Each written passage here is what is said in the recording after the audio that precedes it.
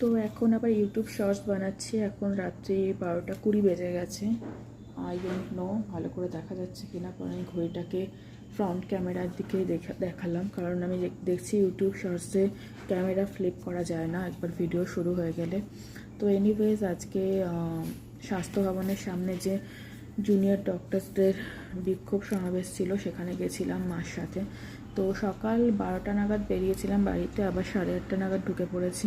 তো এসে তারপর ফ্রেশ হয়ে একটু ম্যাগি বানিয়ে খেলাম, মাকেও দিলাম।